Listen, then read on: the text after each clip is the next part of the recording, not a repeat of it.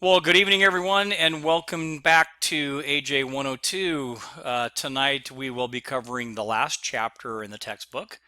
The class semester isn't over with yet. There's a couple other things to do, but we'll be covering chapter 14 in the textbook, and we'll be talking about corrections. And this again will probably be a little bit of a longer chapter, but we'll try to just um, hit the high points, and I'll have you fill in some of the other things as we go along. Um, Also, as with many other chapters, I began with encouraging you to look at the definitions here on page 553 now to help give you a better idea and understanding about what we're talking about as we move through the chapter, and to also take a look at the do you know questions at the beginning of the chapter, because a lot of these or some of these you might actually see again. So it's very important that you take a look at that. So this chapter is going to begin with a discussion of the development of corrections and its theoretical roots, if you will, including the purpose it has meant to serve throughout the years. Then we'll kind of move into an overview of contemporary corrections and a discussion of pretrial services and detention. We'll look at some alternatives available instead of incarceration, including things like probation. We will look at incarceration and parole, and also the role of police, or what the police role is in probation and parole, and some of the various community-based reintegration programs that are now available to combat the issue of recidivism or reoffending. Then we'll kind of look at, well, we'll end the chapter with a little bit of not a debate, because you're not I can't interact with you on this particular thing other than the discussion form, which we'll have regarding the death penalty. And we will look at the controversial debate between the death penalty and life without parole. So we'll take a quick look at that. And I think it's also going to be one of your discussion points in one of your discussion assignments as well. So by way of introductions, corrections is that portion of the criminal justice system charged with carrying out sentences of the courts. To the public, the term corrections is almost synonymous with punishment, meaning every time that we see the word correction, we kind of figure punishment. Because I think in our minds, that's what it is. It's not meant to be fun, it's meant to be punishment for the crime that you committed. Since the 1960s, corrections has been greatly influenced by several different environments, and we'll take a look at what those are, and then also law enforcement officers' arrest decisions directly affect who may end up in that correctional system. So the level of discretion that you show or have as a law enforcement officer is going to play a key part in where people may end up in that system. So corrections is that portion of the criminal justice system charged with carrying out the sentences of our courts. And we already talked about the fact that to the public, the term corrections is almost synonymous with punishment. It was not until about 1954, however, that the American Prison Association changed its name to the American Correctional Association, reflecting a fundamental paradigm shift in the philosophy of handling those who break the law. Not only was punishment a valid objective, but so too was the rehabilitation or correction of persons found guilty of a crime. However, recidivism rates, meaning reoffending rates, reveal that all too frequently this correction of behavior doesn't always happen. So corrections refers to the programs, services, agencies, and institutions responsible for supervising individuals charged with or convicted of crimes. Now, since the 1960s, corrections has been greatly influenced by several environments, in addition to the criminal justice system of which it is part of. Now, these environments are illustrated a little bit better in your textbook on page 554 under figure 14.1. And in there you can see the social, political, bureaucratic, legal, institutional system, community, all of those revolving around the correctional component. These are environments that influence corrections. So look at social. We'll just take an example of one. Demographics, gang activity, social consciousness, unemployment, all of those influence corrections, right? So let's just kind of keep that in mind as we're talking a little bit more. The pattern of crime to prison, to parole, to crime and back to prison ad infinitum, or again and again and again, describes what has become called the revolving door of criminal justice, a loop involving all three components of the justice system. If the past BJS, the Bureau of Justice statistics, hold true, more than 2/3 of those released from prison will be arrested for new offenses within 3 years, and more than 50% will return for committing new crimes or for violating conditions of their supervision. Now, that was back from an article taken in 2008, but you can just feel how the strain on the criminal justice system and the correction system when you start to talk about these things. Law enforcement officers' arrest decisions directly impact or affect who may end up in corrections. So officers are also key partners in reentry efforts, including pretrial supervision, probation, and parole.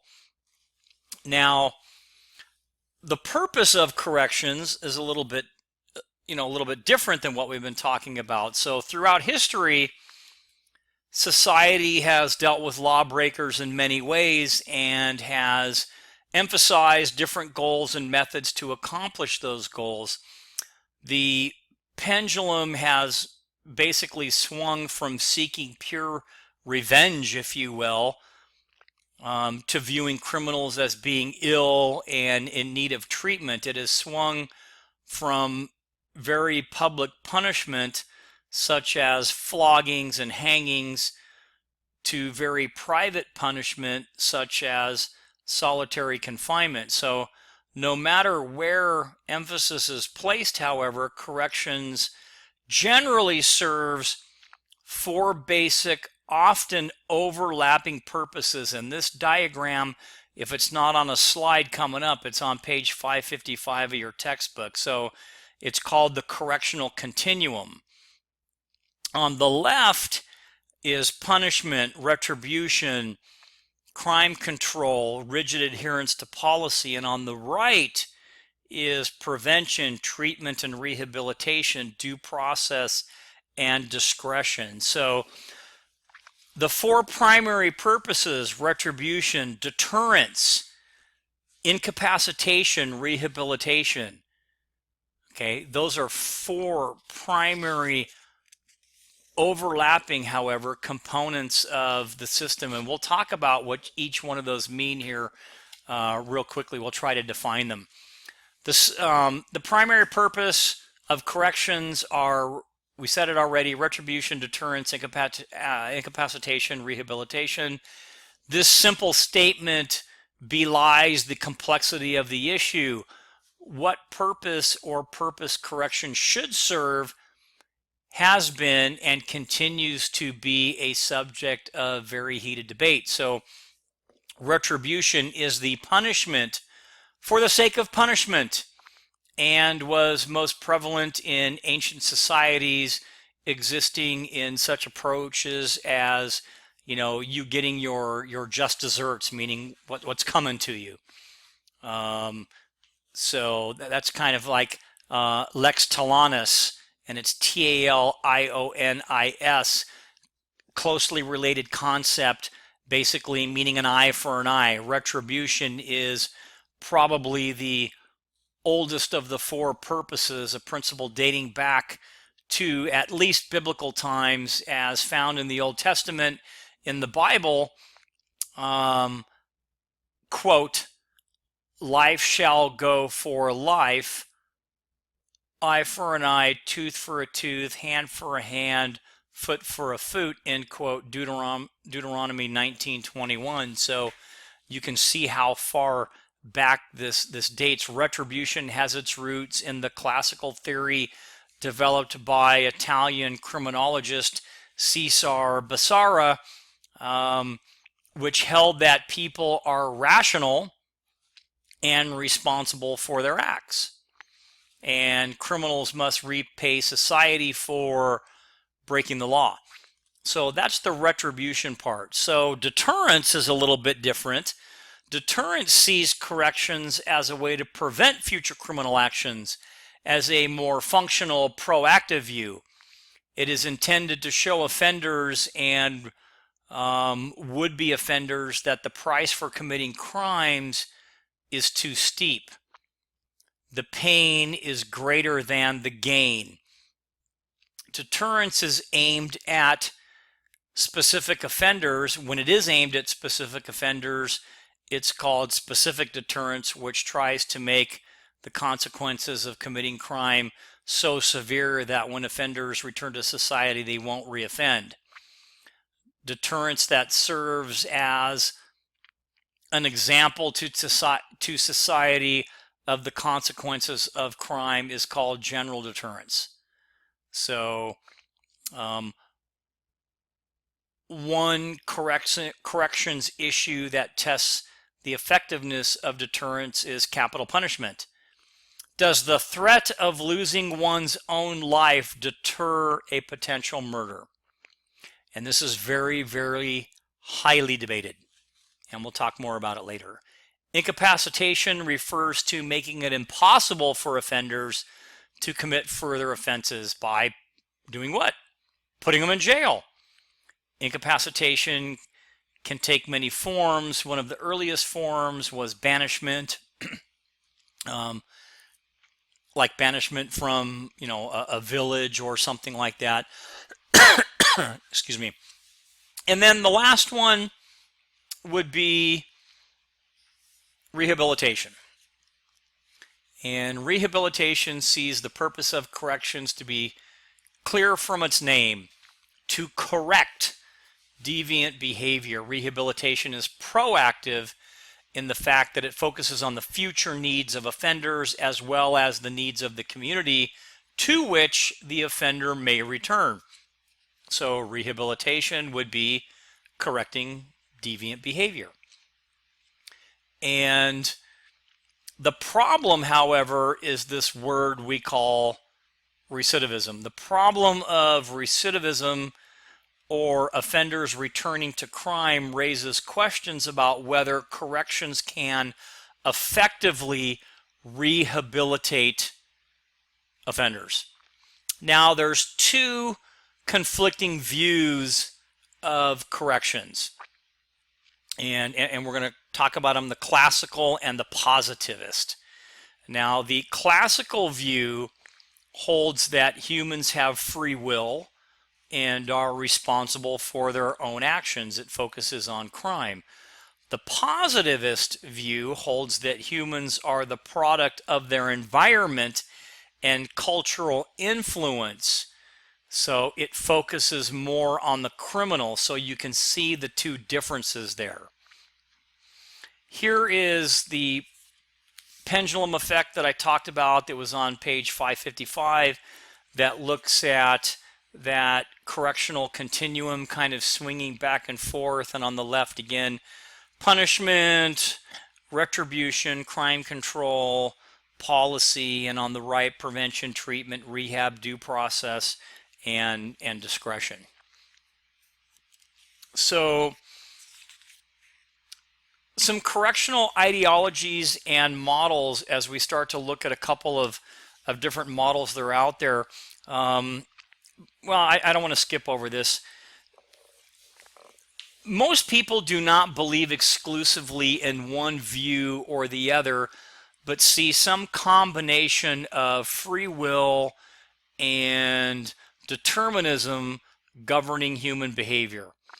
Most also, however, tend to place greater credence in one view than the other, and this directly influences how they view crime and criminals, as well as what they consider to be the primary purpose of corrections. Now, these differing views have resulted in two distinct models that are out there. So we talked about the two views, but there's a couple of different models. So there's the medical model and the justice model. And you can find this on page 558 in your book. So the medical model assumes offenders are victims of society.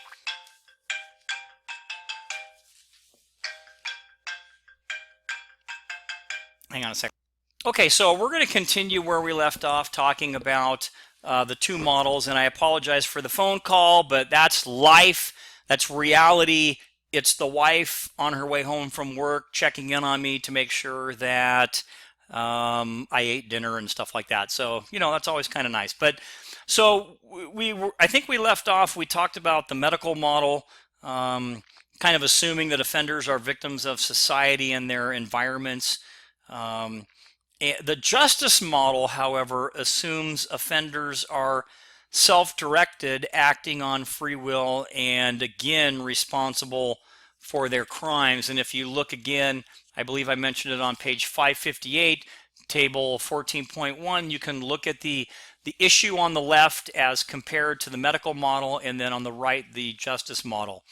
So going further now and looking at some ideologies and other models, the complexity of the corrections is evident in the interrelatedness of correctional ideologies. Understanding these ideologies, how they think, why they are, is important to understanding the current state of corrections and the problems that are facing it. For these ideas are historically conditioned and changed partially because of matters unrelated to criminal justice policy or practice. So, for example, the 1960s youth culture and the civil rights movement. So those would be a couple of examples. So the four basic ideologies underlying corrections are punishment, control, treatment, and prevention. Okay, so we talked about, we had those on the list before. So ideologies underlying corrections: punishment, control, treatment, and prevention. So punishment and the justice model. The punishment ideology basically supports punitive actions of various forms that can serve several purposes, as previously discussed. The most common purpose is retribution, vengeance, or getting even. The fundamental principle underlying the justice model is that society has a duty to punish those who break the laws, and that this threat of punishment is vital in implementing the law. So that's the punishment and justice model. The control and custodial model and its resulting custodial model is the least complex and often most prevalent. The focus is on the present and the immediate need to restrain the behavior of those convicted of crimes. So control is associated with that custodial model. We'll go back one. Punishment is associated with that justice model. Okay. The next one is treatment and the medical model. The treatment ideology views offenders as capable of rehabilitation. Although many criticize this ideology as being soft on criminals, it has room for punishment, unlike the punishment ideology that leaves little room for treatment. This model parallels the steps taken by a physician dealing with an ill patient: examine, diagnose, prescribe, treat, and follow-up. So treatment is associated with the medical model. Okay, so everybody with me still? And the prevention ideology and the reintegration model. The prevention ideology considers both the offender and the offender's environment. A goal of both the punishment and treatment model is to what? It's to prevent further offenses. So prevention is associated with the reintegration model. So looking more today, okay, kind of an overview of today. So Americans deserve criminal justice policies that keep them safe, right? We deserve that. And we want, or they want, I guess my own personal opinion slipped in there, serious, violent, and chronic criminals put in prison. At the same time, however, a majority of Americans support cost-effective strategies for dealing with offenders who pose less risk to the community. Now, every one of us are going to have a different opinion on this, on what we deem as less risk. And we'll talk about AB 109 in a few, which was a legislative effort and then subsequent law that came into effect that was early prisoner release, basically. So we'll kind of go into that a little bit more. In 2007, the number of adults under some type of correctional supervision in the United States reached an all-time high of 2.3 million behind bars and another 5 million on probation or parole, with the overall result being that 1 in every 31 adults was under some form of correctional control. Now, that was information that was gleaned in 2009. The rates were drastically elevated for men, and were even higher in some high crime areas in some neighborhoods. The fundamental driver of correctional costs, however, is the number of people incarcerated in jails or prisons and the number in the community under pretrial probation or parole. In 1980, the count was about 1.84 million, compared with today, 35 years later, with the count at nearly 7 million. The U.S. incarceration rate in 2001 was 492 sentenced prison inmates per every 100,000 U.S. residents. By comparison, according to the most recent available estimates, the world incarceration rate is 145 inmates per 100,000 people. No other country has a higher incarceration rate than the United States.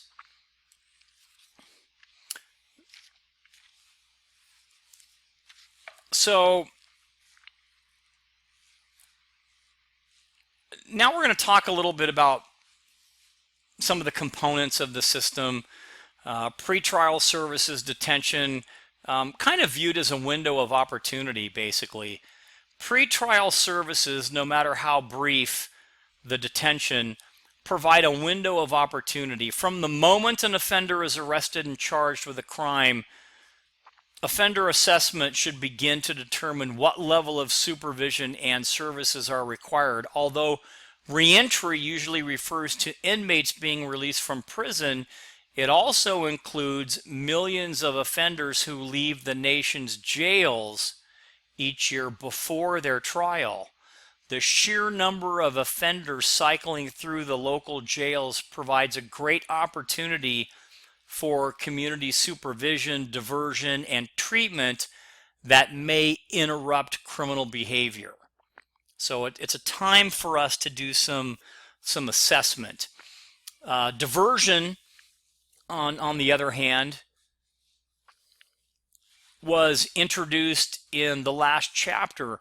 During the pretrial assessment, it might be determined that the appropriate services are available in the community and that offenders, adults, and juveniles might be better served by appearing before an alternative sentencing court, such as a drug court, or guided into existing treatment options for drug problems or things like mental illness. So during that pretrial assessment, there are some times where we could divert some of these people and keep them directly out of that system.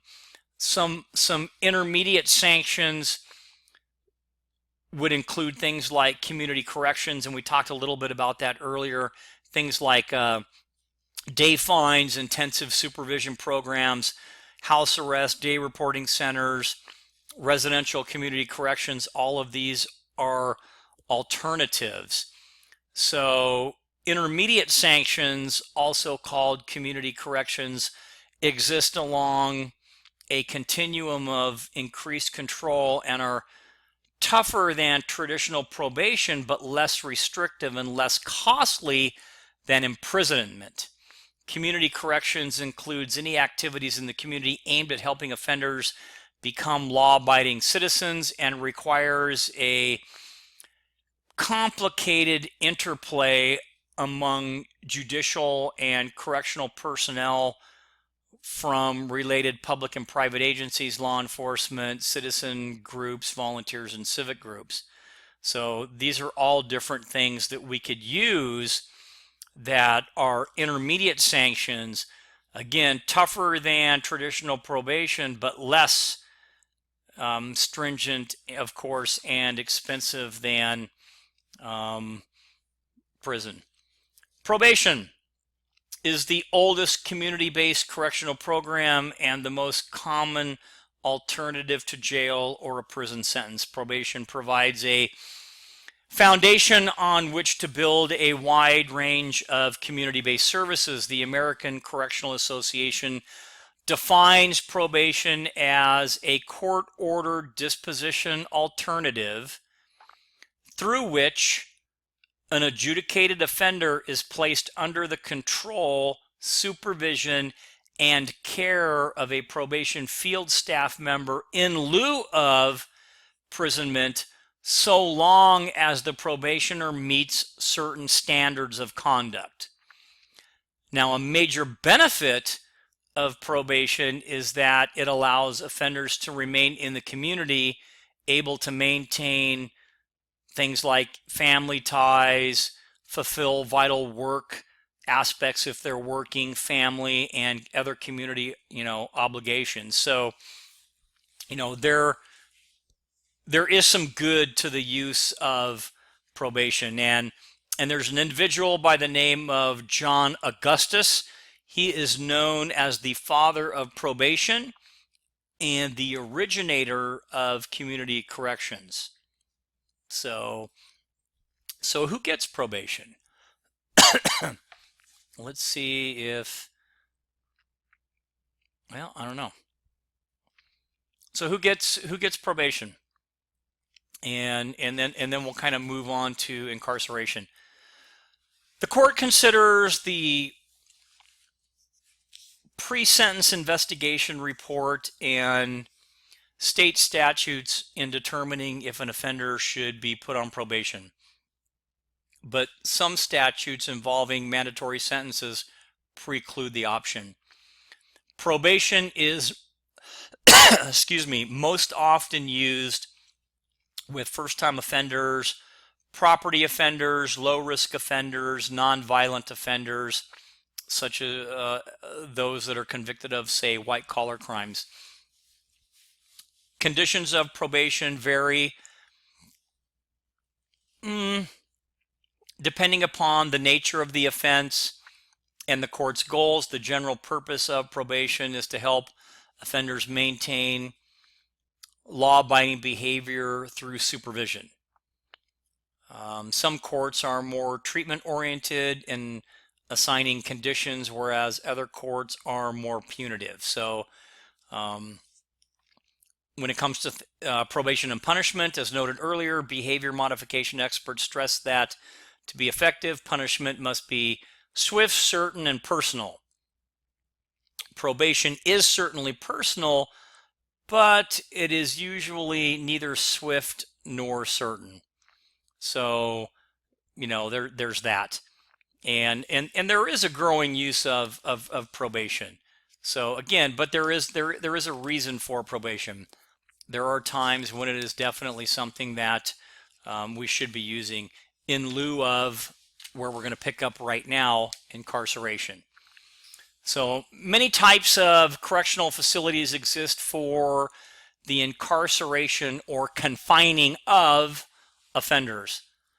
The primary goal of these correctional institutions is to protect society. Secondary goals may be, however, to deter, rehabilitate, reintegrate offenders into society, but the primary goal for these institutions is to protect society. The type of correctional institution in which an offender is incarcerated usually depends on the type of crime committed and the offender's past record. Incarceration options include local and county jails and even state and federal prisons. So jails are an important part of the U.S. criminal justice system and go by a variety of names, including houses of detention, houses of corrections, but their definitions are generally the same. A jail is a place of confinement typically administered by local law enforcement, usually the sheriffs, although occasionally by a regional or state enforcement agency. Jails serve the dual function of, one, detaining individuals waiting to appear before the court, either for trial, pre-conviction, or for sentencing post-conviction, and two, holding those sentenced to a year or less of incarceration. Although jails vary considerably in their management and operational philosophies, the basic responsibilities of jail personnel remain constant, including the intake and classification of inmates, orientation of new residents, transportation of inmates between the jail and court, and at some point the release of inmates. So jails differ from prisons in that inmates are there for shorter terms, usually for less serious crimes. They are usually the responsibility of local or county law enforcement. Now, prisons, on the other hand, are more formal and definitely more rigid. The word prison usually conveys a mental picture of rows of cage-like cells, levels high, crowded mess halls, and a yard where prisoners engage in physical activities, organized and not so organized, all patrolled by tight-lipped, heavily armed guards. Well, some prisons are exactly like that because they are more formal and rigid. They are negative incentive-based, and they are punitive for the most part. The American Correctional Association recommends that the term correctional officer replace the term guard. And the reason for that is, well, I'm not even going to kind of go into that. At year end in 2011, federal and state correctional facilities held 1,598,780 prisoners. a decrease of 0.9% from 2010, and the second consecutive year of decline in growth. In the past few years, several states have enacted reforms designed to get taxpayers a better return on their public safety dollars, and some of these strategies include diverting low-level offenders and probation and parole violators from prison, strengthening community supervision and reentry programs, and accelerating the release of low-risk inmates who complete risk reduction programs. As with our jails, our nation's prisons are facing many, many issues, the most critical of which is overcrowding. Overcrowded prisons suffer because of stretched or insufficient resources and place added stress on management and staff who struggle to maintain order in facilities holding more inmates than they were designed for. Debate exists whether such overcrowding contributes to higher levels of violence or increased spread of illness, and research suggests that prison overcrowding adversely affects both institutional management and employee satisfaction. Now, prison overcrowding has also led to numerous lawsuits filed by prisoners claiming inhumane confinement and other violations of their Eighth Amendment right against cruel and unusual punishment. Various methods have been used to alleviate the pressures of overcrowding, including constructing more prisons. Other issues facing prisons include, a always continued flow of contraband, such as drugs coming in, assaults and rapes, prison gangs, criminalizing environment, meaning that people, the younger generation that might be in there is being influenced by the criminality that's taking place in the actual facility itself. So,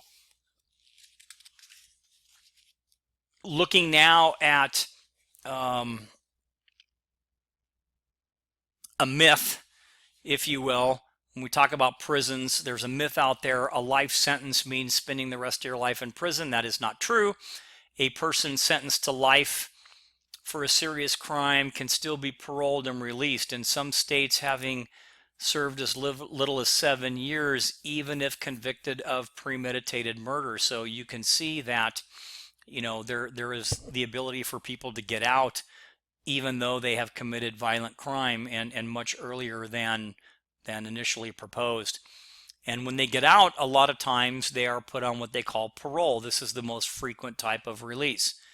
Parole is the conditional release from prison before the expiration of the sentence and the period of supervision in the community following that release. It is, in fact, the most frequent type of release from a correctional facility. And at year end in 2011, nearly 853,900 adults were on parole. Now, parole differs from probation, just so you know, in that a person who is paroled has spent some time serving a prison sentence. It is similar to probation in that both involve supervision of the offender in the community and set up certain conditions the offender must meet. So those are a couple of things that are there. Parole authorities, 4 main functions. So there are 4 main things that they focus on. One is making release and revocation decisions. So these are the parole authorities that we're talking about. So there are 4 functions they have. So release and revocation decisions, setting requirements for conditional liberty, framing policies and practices, and recommending sentencing policies and new legislation. So, parole has had many advocates and critics over the years, and proponents assert parole plays an important role in relieving the pressures of our overcrowded prisons, while opponents claim parole lets offenders off by shortening their stay behind bars and exposes the public to criminals who have not yet paid their debt to society or who may still pose a threat. So, again, everybody kind of has a little bit of a different opinion on things like that. So, police, probation, parole, similar responsibilities, similar vision statements, keeping offenders from committing new crimes, understanding the importance of partnership, recognizing each other's role in the reentry process, and definitely working together. So all of these things are, this is the partnership, the police, probation, and parole partnership. Some community-based reentry programs. I talked earlier about programs that are kind of coming into existence now. Traditional community-based institutional programs aimed at reintegrating offenders into society include halfway houses and restitution centers. As the name implies, halfway houses are community-based institutions for people who are halfway into prison, that is, on probation, or halfway out of prison. That's where the nickname that is, or nearing parole. Halfway houses typically provide offenders with a place to live, sleep, and eat.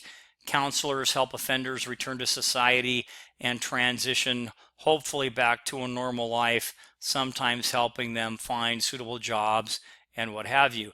A restitution center differs from a halfway house in that the restitution center offenders work to partially repay their victims. So restitution basically is repayment.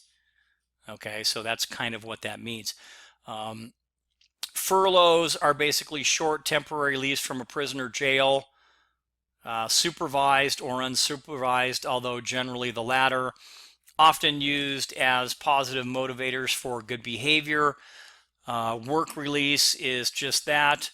Work and study release are also positive motivators for good behavior and help reintegrate offenders into society. Often such programs are conducted through halfway houses or through local jails. Now, recidivism, one of the primary goals of the correction system is to keep offenders from returning to criminal activity, whether through fear of future punishment, treatment of a condition that contributes to their criminality, or actual change in the way offenders see their social responsibility and creation of a desire to lead a law-abiding life. A person who has reached a permanent state of non-offending has achieved what they call this word called desistance, which is the ultimate goal of all prevention and correctional intervention efforts. So desistance is a permanent state of non-offending, and that is the ultimate goal. So finally, we've got there, and we have a couple of minutes left, and we're going to talk just briefly about death row versus life without parole. Many brutal methods have been used throughout history to execute condemned criminals, including being buried alive, thrown to wild animals, boiled in oil, stoned, stretched on a rack, and beheaded. Capital punishment in the United States evolved as society searched for more humane ways of killing its condemned individuals, from hangings in the early years to the first electrocution in 1890, the invention of the gas chamber in 1923, the use of a firing squad, and finally the adoption of lethal injection in 1977. Today, lethal injection is the predominant method of execution in the United States, used in 28 states. So, those who argue against the death penalty contend it is morally reprehensible. meaning not good, deplorable, with self-defeating and self-defeating, sending the message that it's okay to punish an act of killing with an act of killing. Some opponents assert that such state-sanctioned killings cheapen the value of human life and dull society to issues concerning intentional death. Others criticize the disparity shown by the court when deciding who should receive capital punishment.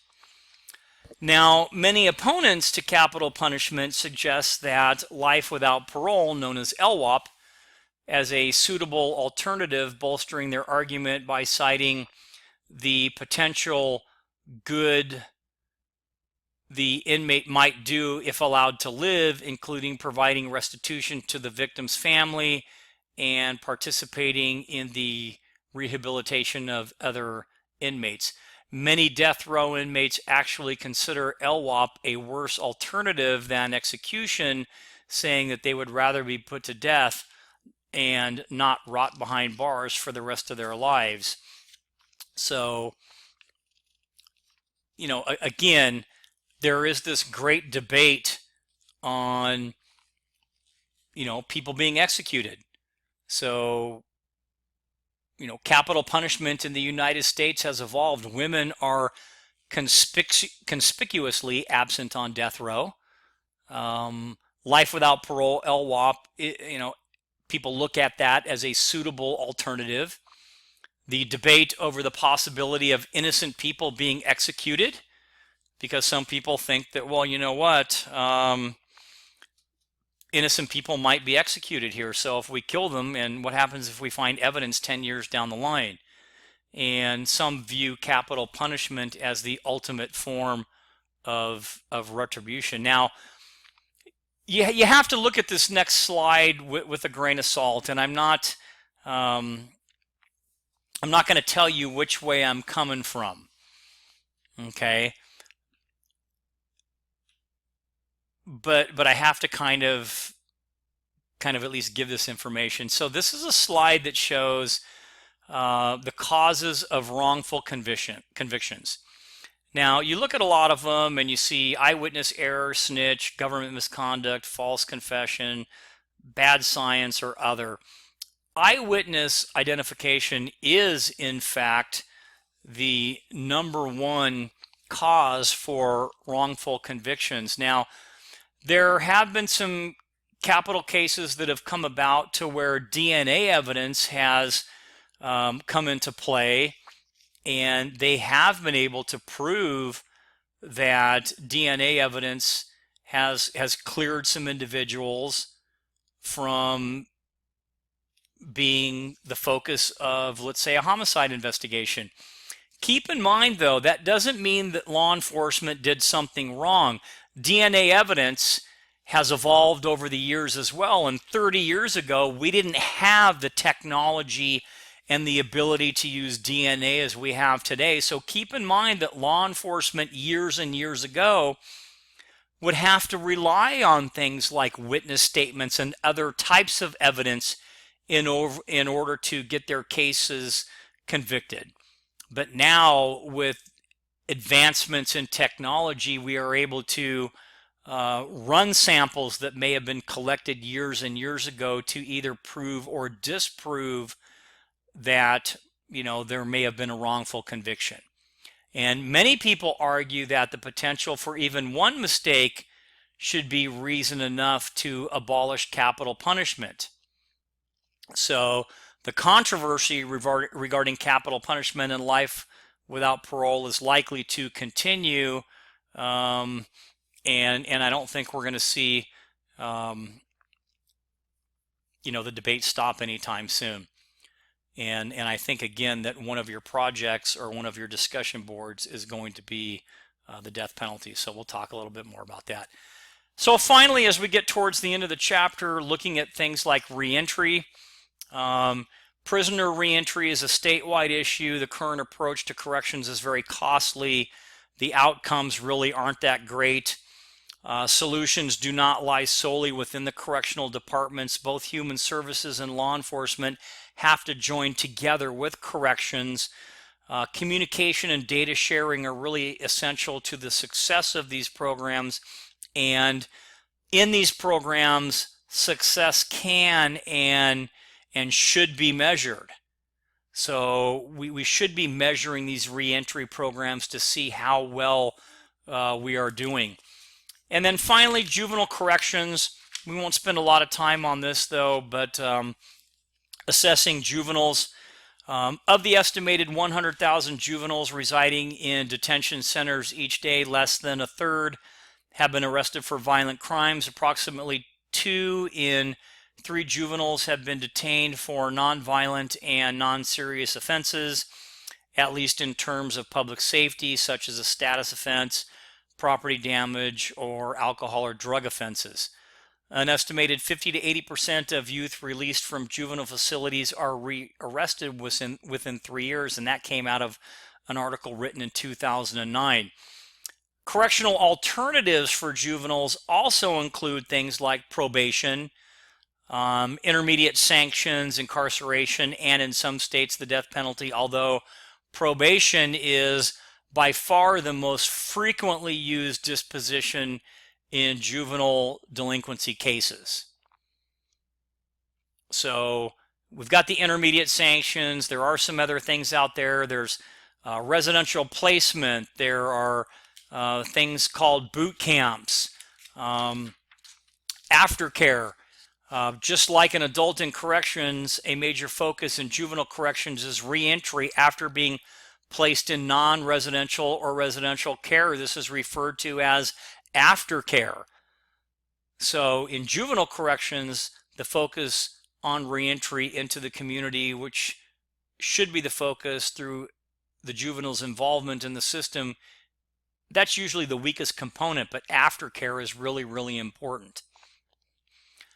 So in summary, without going through every single statistic that's listed in here, because I don't want to confuse you all with all the stats, the primary purpose of corrections are retribution, deterrence, incapacitation, and rehabilitation. The 4 basic ideologies underlying corrections are punishment, control, treatment, and prevention. Many offenders, especially repeat offenders, are sentenced to correctional institutions, jails, or prisons. And finally, prisons may be punitive oriented or treatment oriented. So that will conclude chapter 14. And don't forget, even though this is the end of chapter 14, we have a couple of weeks left to go. And I will also be posting some things for you to help study for your final exam as well. So if you have any questions regarding this chapter, again, please read the textbook, you know, the final chapter 14. But if you have any additional questions, post them on the general discussion board, and I would be more than happy to discuss them with you or everybody in the class. So with that being said, that'll be the end of chapter 14.